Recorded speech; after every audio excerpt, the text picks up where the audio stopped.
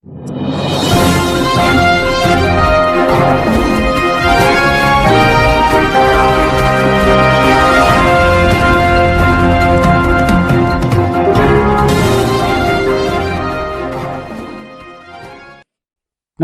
వార్తలకు స్వాగతం. ముందుగా ముఖ్యాంశాలు.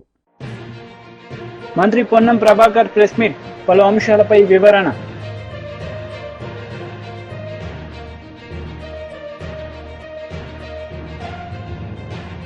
మాజీ మంత్రి Ambati Rambabu press meet, TDP నేతలపై ఫైర్. మంత్రి పొన్నం ప్రభాకర్ మీడియా సమావేశం నిర్వహించారు. ఈ సందర్భంగా పలు అంశాలపై ఆయన మాట్లాడారు. మా గౌరవ ముఖ్యమంత్రి గారు మిమ్మల్ని అడుగుతా ఉన్నారు. కేంద్ర మంత్రి అయిన హైదరాబాద్ నుంచి మొత్తం యావత్ తెలంగాణకు ప్రాతినిధ్యం వహిస్తా ఉన్నారు. రండి, మా మంత్రివర్గంతో మనందరం కూర్చొని రాష్ట్ర అభివృద్ధికి సంబంధించి ఒక ప్రణాళిక చేసుకుందాం. గతంలో ఆ ప్రభుత్వానికి అటువంటి ఆలోచన లేదు కావచ్చు, మీకు కూడా అటువంటి ఆలోచన లేదు కావచ్చు అని చెప్పినాం. మీరు కేంద్ర మంత్రి అయిన తర్వాత హైదరాబాద్ ఇన్ఛార్జ్ మంత్రిగా మిమ్మల్ని గౌరవంగా కలవడానికి వచ్చిన హైదరాబాద్ సంబంధించిన అభివృద్ధిలో సహకారం అడిగినాం. కానీ ఇక జిహెచ్ఎంసీ ఎన్నికలు దగ్గరికి వస్తున్నాయని రాజకీయ ఆట కోసం హైదరాబాద్ను విమర్శిస్తే మన ముఖం మీద మనం ఉమ్మేసుకున్నట్టే. హైదరాబాద్ బ్రాండ్ ఇమేజ్ కాపాడడానికి, హైదరాబాద్ అభివృద్ధి చేయడానికి, హైదరాబాద్ ఈ జిహెచ్ఎంసీ 10 నుంచి ప్రాతినిధ్యం వహిస్తున్నటువంటి పార్లమెంటు సభ్యుడిగా, కేంద్ర మంత్రిగా, కేబినెట్ మంత్రిగా హైదరాబాద్ ప్రయోజనాలకు, హైదరాబాద్ ప్రజల సమస్యల కొరకు, హైదరాబాద్ అభివృద్ధి కొరకు ఏం చేసారో చెప్పమని సందర్భంగా బహిరంగంగా నేను ప్రశ్నిస్తా ఉన్నా. మేము ఇలా కాంగ్రెస్ పార్టీ పక్షాన అవేం లేకుండా గత 6 నెలల కింద నుంచి రాగానే మొత్తం హైదరాబాద్ నుంచి మొత్తం నిర్లక్ష్యం చేసినట్టుగా, అభివృద్ధి కుంటుపడ్డట్టుగా, అంతకుముందేమో కుందేళ్ళే కురుకుతురే మేము తాబిళ్ళెక్క నడుస్తున్నట్టుగా మాటలు మాట్లాడుతూ ఉన్నాడు. అసలు మీకేమైనా కనీసం సోయి హైదరాబాద్ సహకారం అందించాలని చెప్పిన ఒక మాట. హైదరాబాద్ ఒక చారిత్రాత్మకమైనటువంటి historical city, like compare to Istanbul. ఇక్కడ మీరు చేయదలుచుకుంటే చార్మినార్ కావచ్చు, గోల్కొండ కావచ్చు, లేకపోతే అనేకమైనటువంటి పురాతనమైన ఆర్కియాలజీ, హెరిటేజ్కి సంబంధించిన ఉన్నాయి. ఆ సంబంధిత శాఖ మంత్రిగా ఉండి కూడా ₹1 తీసుకొని రాకపోతే మీరు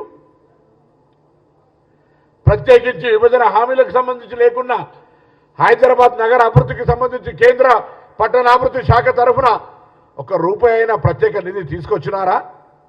ఈ ప్రాంతం నుంచి పార్లమెంట్ సభ్యుడిగా ప్రాతినిధ్యం వహిస్తూ మీకు ఆ బాధ్యత లేదా? ఈరోజు మేము అధికారంలోకి వచ్చిన తర్వాత హైదరాబాద్లో ఉన్నటువంటి 141 ప్రాంతాల్లో వర్షం వచ్చినప్పుడు నీటి నిల్వలతోటి ఇబ్బంది అవుతా ఉందని, ఆ నీటి నిల్వల్ని ఏ విధంగా ఉపయోగించుకోవాలి ఈ రాతి కట్టడాల మధ్యలో అని ఎక్కడెక్కడైతే 141 జాగాలలో నీళ్లు నిలుస్తాయో అక్కడనే వాటర్కు గ్రౌండ్ లోపలికి అక్కడ ప్రభుత్వ స్థలాన్ని వినియోగించుకొని అండర్ గ్రౌండ్లోకి వాటర్ పోయే విధంగా, నీటి నిల్వలు నిలవకుండా ఉండే విధంగా పైసలు ఖర్చు చేసి ప్రణాళిక చేస్తూ ఉన్నాం.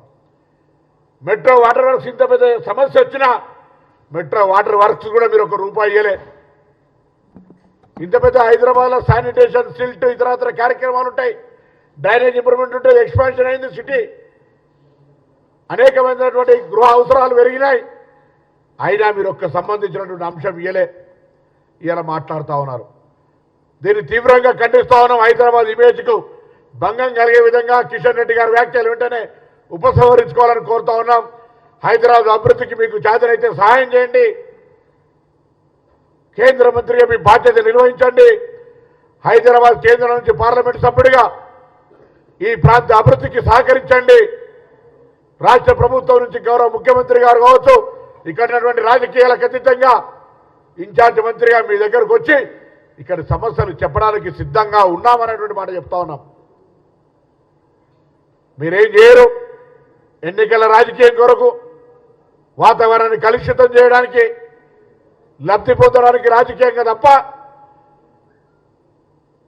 ఇవాళ ఇక్కడ పెద్ద గాంధీ హాస్పిటల్ ఉంది, రండి. హాస్పిటల్ మళ్ళీ సరైన విధంగా ఇంకా ప్రజలకు సేవ చేసే విధంగా ఉస్మానియా హాస్పిటల్ ఉంది, నిమ్స్ హాస్పిటల్ ఉంది. రండి, ప్రభుత్వ పరంగా వైద్యాన్ని హైదరాబాద్ ప్రజలకు దగ్గరగా తీసుకుపోయేటువంటి ఒక ప్రయత్నం చేద్దాం. ఒక ప్రత్యేక ప్యాకేజీ ఇదండి. హైదరాబాద్ ఆహ్లాదకరంగా ఉండాలి. పార్కుల అభివృద్ధికి సంబంధించి, ఎంటర్టైన్మెంట్కి సంబంధించి రండి, ఒక ప్రత్యేక ప్యాకేజీలు తీసుకురండి. హైదరాబాద్ ఐటీ రంగంలో అభివృద్ధి చెందుతూ ఉంది. పెరుగుతున్నటువంటి అవసరాలు, రవాణా సౌకర్యానికి అనుగుణంగా ఇన్ఫ్రాస్ట్రక్చర్ క్రియేట్ చేసుకోవడానికి ప్రత్యేక నిధులు ఇవ్వండి. హైదరాబాద్ మీద శ్రద్ధ ఉంటే అవేం చేయకుండా ఊరికేనే మాట్లాడితే ఎవరు చూస్తూ ఊరుకోరు. నేను అడుగుతాను మళ్ళొక్కసారి, కేంద్రము 10 సంవత్సరాలుగా కాంగ్రెస్ పార్టీ ప్రశ్నిస్తూ ఉంది. ఎలా భారతీయ జనతా పార్టీ ప్రతినిధిగా మీరు ఇక్కడ ఉన్నటువంటి పరిస్థితుల్లో 10 సంవత్సరాలుగా తెలంగాణకు, అందులో హైదరాబాద్కు మీరు ఏం తెచ్చిరో చెప్పండి. కాంగ్రెస్ పార్టీ ప్రశ్నిస్తూ ఉంది కిషన్ రెడ్డి గారిని. హైదరాబాద్ అభివృద్ధికి స్థానిక పార్లమెంటు సభ్యుడిగా, మంత్రిగా హైదరాబాద్ను అభివృద్ధి చేయడానికి అవకాశం వచ్చినటువంటి శాఖను గత 5 సంవత్సరాలు నిర్వహించినటువంటి మీరు ఏం చేసినారో చెప్పండి. ఉపాధి అవకాశాలను మెరుగుపరిచే స్కిల్ డెవలప్మెంట్కి ఏమైనా స్కీమ్ తెచ్చిండ్రా? ఇన్ఫ్రాస్ట్రక్చర్ క్రియేట్కి ఏమైనా స్కీమ్ తెచ్చిండ్రా? ఉమెన్ ఎంపవర్మెంట్కి ఏమైనా స్కీమ్ తెచ్చిండ్రా? మైనార్టీ, ఎస్సీ, బీసీ వెల్ఫేర్కి ఏమైనా తెచ్చిండ్రా? ₹1 తేని మీకు హైదరాబాద్కు నిర్లక్ష్యానికి గురైందనేటువంటి హక్కు ఉందా అని అడుగుతా ఉన్నాం. స్మార్ట్ సిటీలో లేదు, అమృత్ పథకంలో లేదు, స్పెషల్ ప్యాకేజీలో లేదు, ప్రాజెక్టు వైజ్ లాభం చేసేది లేదు. హైదరాబాద్ ప్రజలకు చట్టరీత్యా వచ్చే 15th ఫైనాన్స్ తప్ప ₹1 కూడా హైదరాబాద్ సహకారం చేయని కేంద్ర ప్రభుత్వం, ఆ కేంద్ర ప్రభుత్వంలో మంత్రి హైదరాబాద్ బ్రాండ్ ఇమేజ్ దెబ్బతీసే విధంగా మాట్లాడితే చూస్తూ ఊరుకోం. బరాబర్ 6 నెలలైంది మా గవర్నమెంట్ వచ్చి. 6 నెలల హైదరాబాద్లో అనేక సందర్భాల్లో జిహెచ్ఎంసీ లేదా హైదరాబాద్ కలెక్టరేట్ సమీక్షలు చేసి అనేకమైనటువంటి అంశాలకు సంబంధించి పారదర్శకంగా ప్రజల ఆకాంక్షలకు అనుగుణంగా ప్రజాపాలనతో మా ప్రభుత్వం ముందుకు పోతా ఉంది. చేతనైతే కేంద్ర ప్రభుత్వం సహకారం చేయి, లేదా మౌనంగా ప్రేక్షకుల్లాగా ఏ విధంగానైతే గతంలో ఉన్నావో అదేవిధంగా ఉండు తప్ప ప్రభుత్వాన్ని విమర్శించే ప్రయత్నం చేయమని చెప్పి కోరుతాను.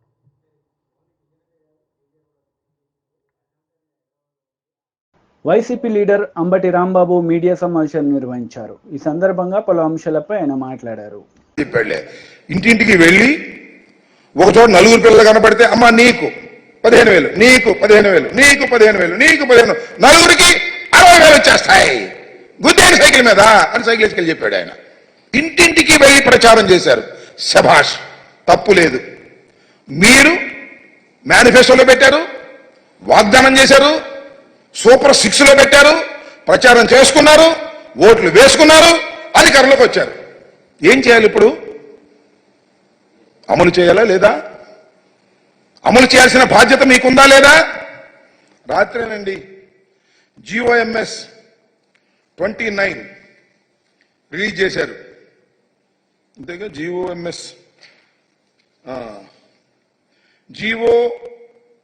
నెంబర్ 29 రిలీజ్ చేశారు. దానిలో ఏమి రాశారో, ఏమి జీవోలో ఇచ్చారో రాష్ట్ర ప్రజానీకం తెలుసుకోవాలని ఈ సందర్భంగా మనవి చేస్తున్నా. దానికోసమే ప్రత్యేకంగా చెప్పడం కోసం ఈ ప్రెస్ మీట్ పెట్టామని కూడా మనవి చేస్తున్నాం వైఎస్ఆర్ కాంగ్రెస్ పార్టీ తరఫున. ఆ జీవోలో ఉన్నటువంటి అంశాలు ఒక్కసారి హైలైట్ చేద్దాం. చూడు, ఆ పైన ఉన్నాయి చూడండి.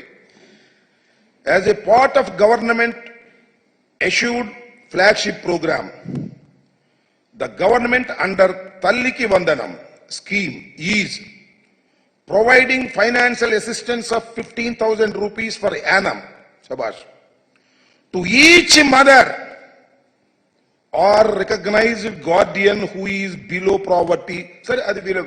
Each mother, not each student.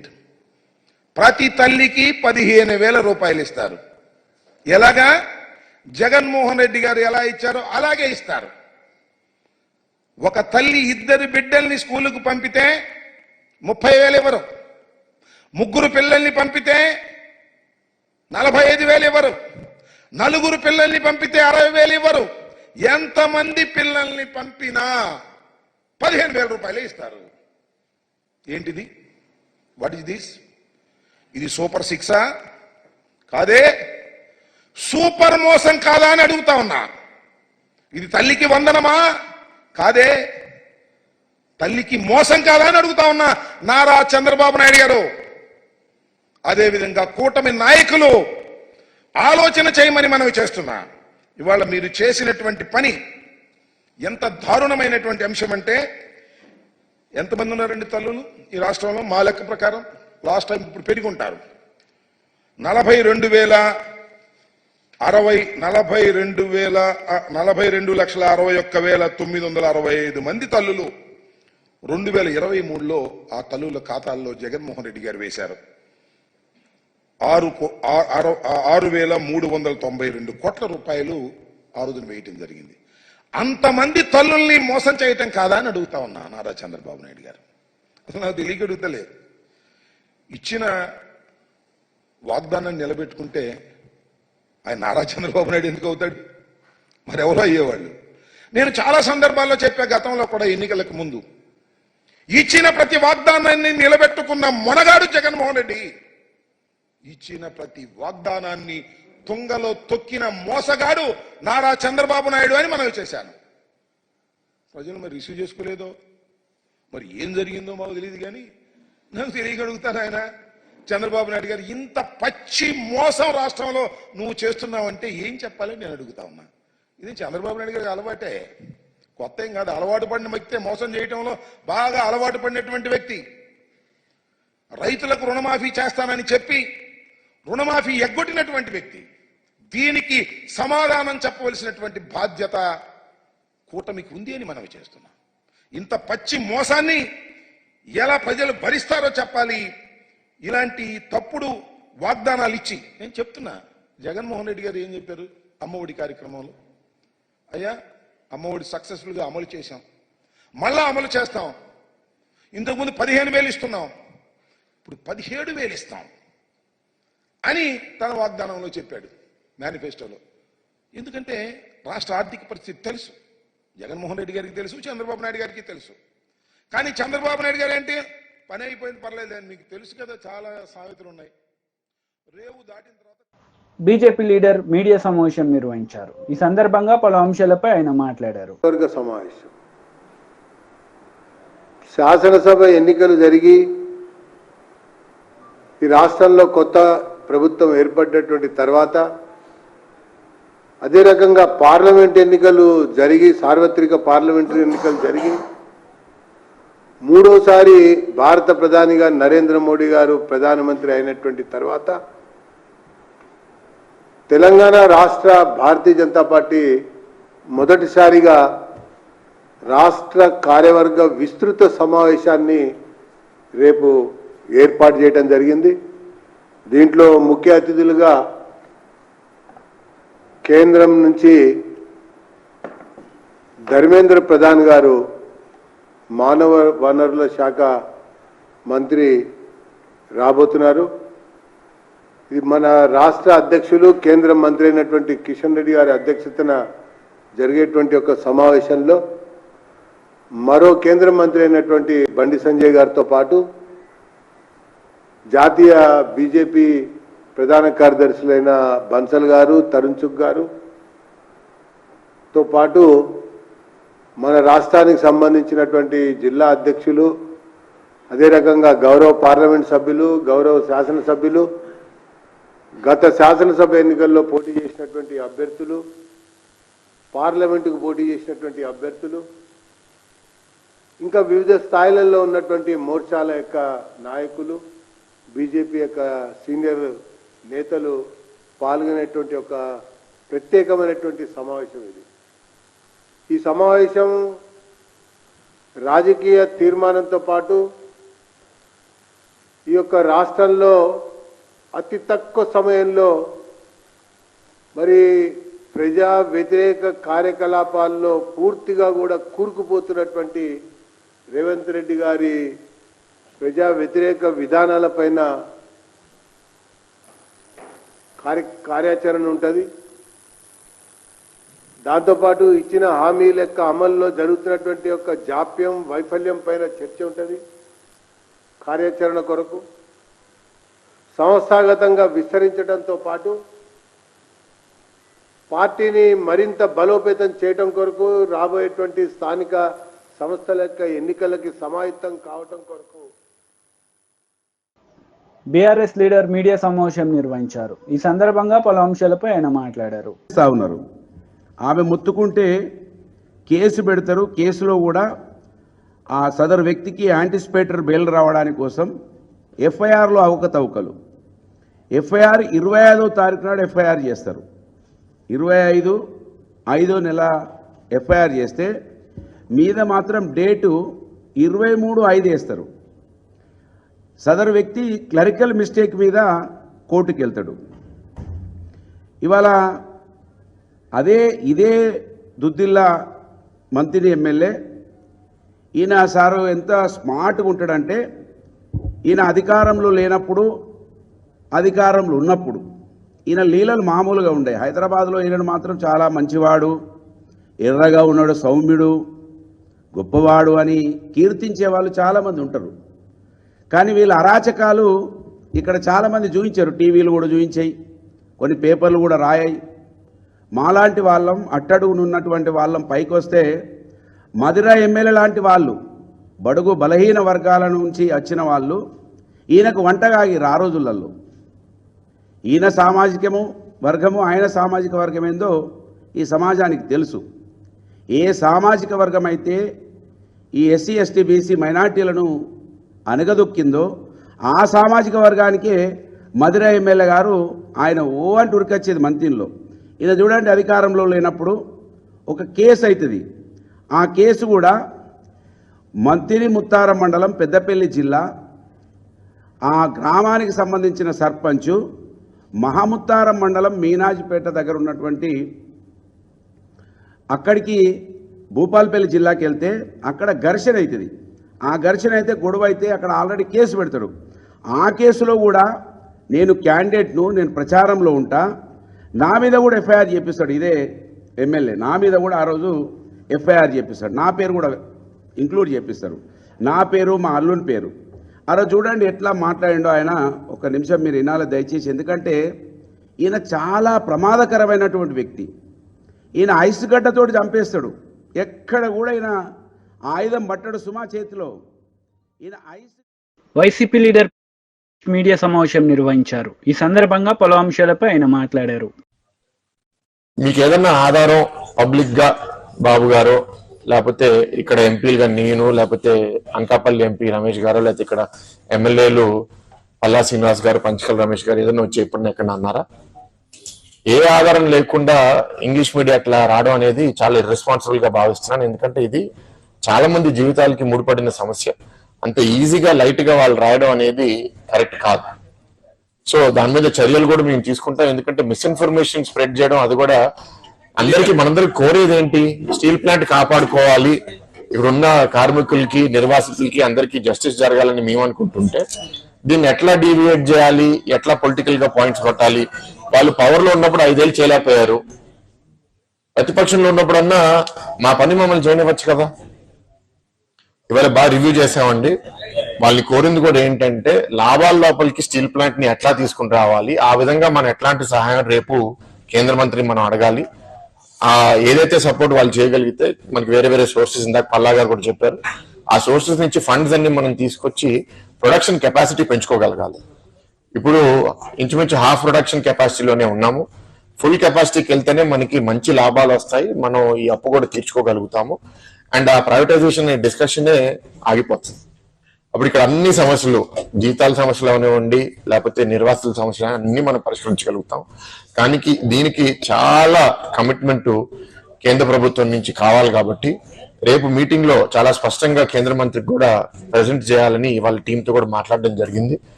మనం రేపు ఈ సహాయం కేంద్ర ప్రభుత్వం ఇచ్చిన తర్వాత ఎట్లాంటి లాభాలు రాబోతున్నాయి, అప్పట్లా ఇవ్వబోతున్నాం అనే నమ్మకం మనం సృష్టించగలిగితే ఇంకా మనకి తొందరగా సహాయం వస్తుందని నేనైతే నమ్ముతున్నాను. టీం కూడా మీ అందరికీ చెప్తున్నాను, చాలా మంది అపోహలు కూడా సృష్టిస్తున్నారు. ఇక్కడ పనిచేయరని, లేకపోతే ఇక్కడ టెక్నికల్ నాలెడ్జ్ లేదని. అది మాత్రం మీటింగ్ లో నాకు అర్థమైంది ఏంటంటే అక్కడ ఉన్న కొందరు హెచ్ఓడీస్ కూడా చాలా కమిటెడ్ గా ఉన్నారు అండ్ ఈ ప్లాంట్ లో వర్కర్స్ కూడా చాలా బాగా పనిచేస్తున్నారని ఒక బయట నుంచి వచ్చిన ఆఫీసర్ కూడా చెప్పారంటే నాకు చాలా సంతోషంగా ఉంది. మనం దీన్ని ఇంకా వార్తలు ముగించే ముందు ముఖ్యాంశాలు మరోసారి. మంత్రి పొన్నం ప్రభాకర్ ప్రెస్ మీట్, పలు అంశాలపై వివరణ.